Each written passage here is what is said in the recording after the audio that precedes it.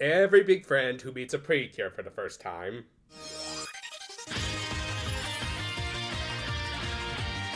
We open this caper with the G4 bodyguarding a familiar-looking princess. Said royalty was in Japan as a part of an arranged marriage that we learn more about a little later. Though we wouldn't really learn why the ceremony had to be in Japan, as the bride and groom were from vaguely European countries, but whatever. Anyway, only about half of the G4 were actually doing their job, as I think Skiko was on something, and of course Kokoro was just complaining.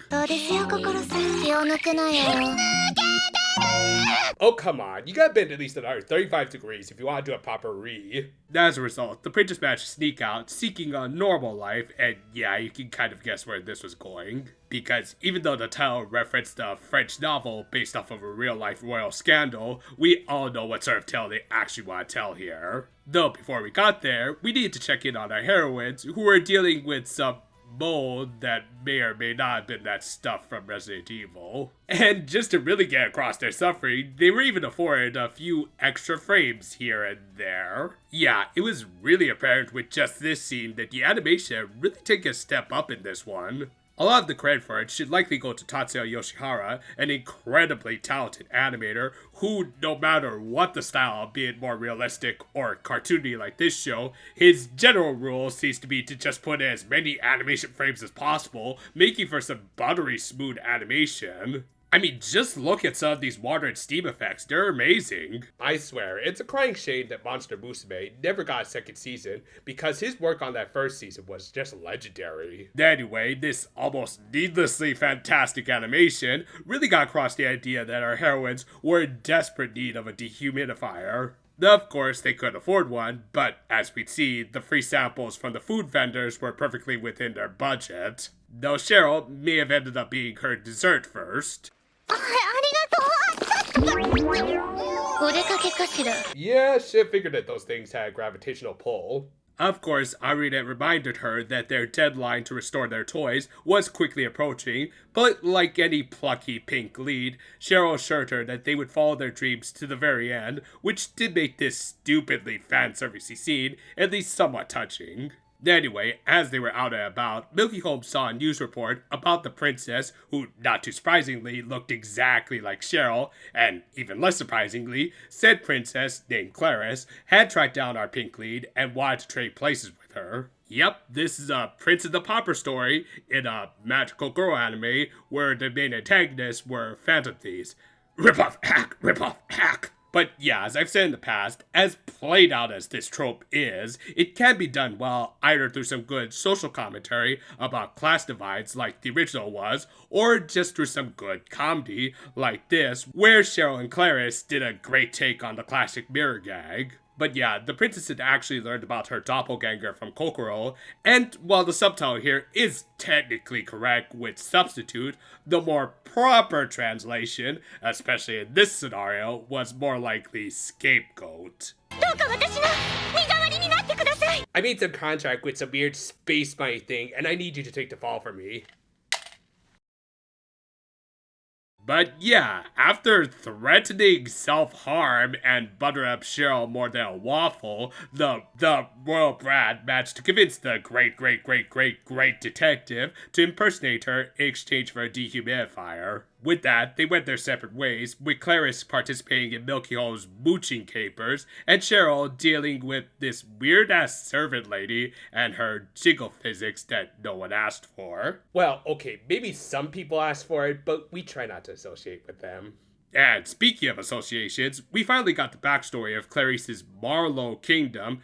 Guess Peach decided to give the plumber more than just some cake this time. But yeah, it was a smaller, less financially stable kingdom that needed the backing of the Empire, the Lipa kingdom and their excess wealth. Thus, a marriage between the princess and prince of the respective kingdoms was meant to act as a binding treaty. So, yeah, a very understandable and somewhat justified pact, though, as we'd see, Clarice bailed for good reasons. For one thing, she was only 16 and was marrying this guy and his... Okay, he's a Balchinian. But, hey, he seemed like a nice enough guy. That is until...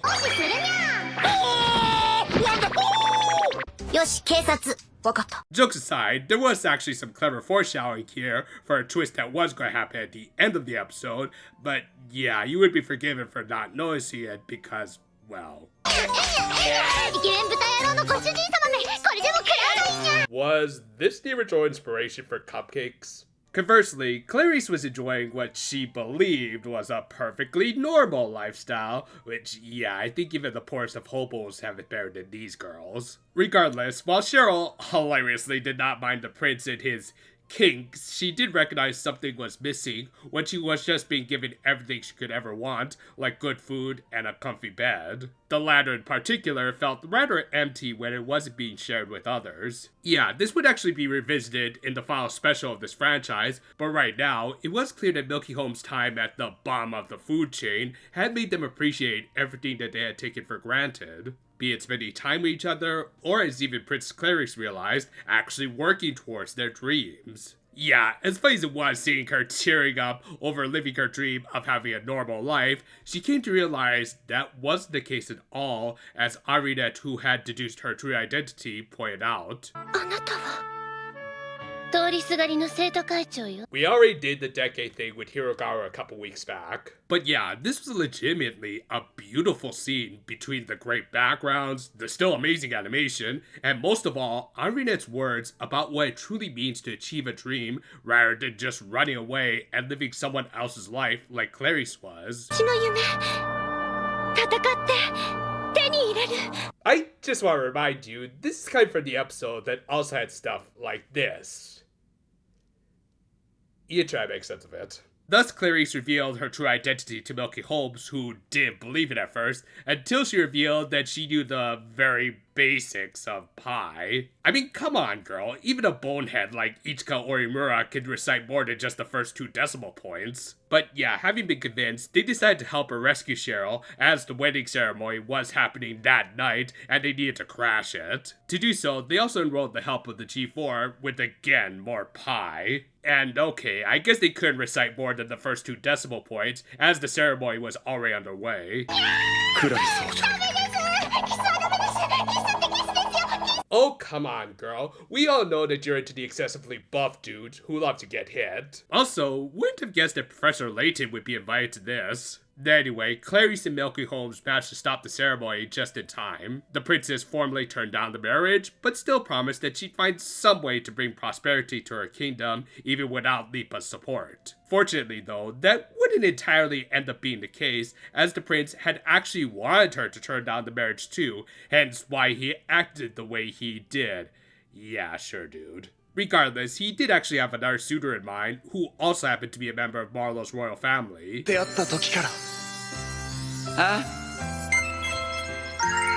Yep, he was a guild hunter.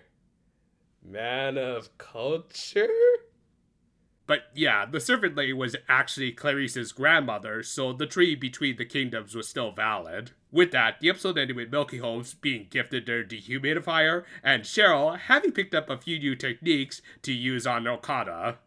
I even really need to justify why this is one of my favorite episodes of the whole franchise, and definitely of this first season. The animation was amazing, both on a technical and comedic standpoint, with every scene having me laughing, and when it wasn't, it was hitting me with some surprisingly deep moments. This was the episode that originally inspired me to cover this series, and I'm really glad it did.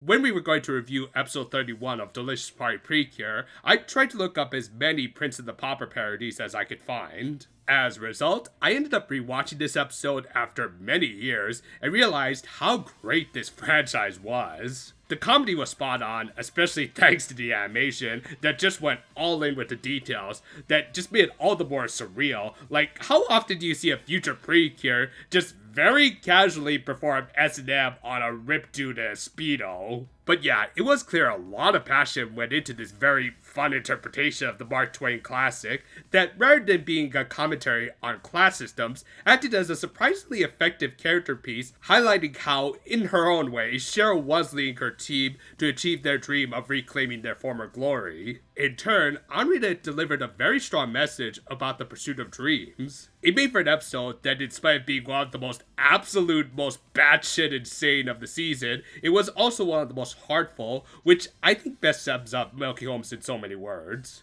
Over-the-top comedy with some very honest characters that you do end up admiring and cheering for. I really can't praise this one enough, and would just say go watch if you want to have a good time, or just have certain kinks. I mean, we don't judge here. So, after a few delays, likely due to food poisoning knowing my luck, we're back to full video production. Thus, sometime this month, we'll release an overview for PPTZ, and following that, we might have a few surprises, depending on certain factors. So look forward to it, and until then, no fair for now, my friends, and I think someone's making cupcakes.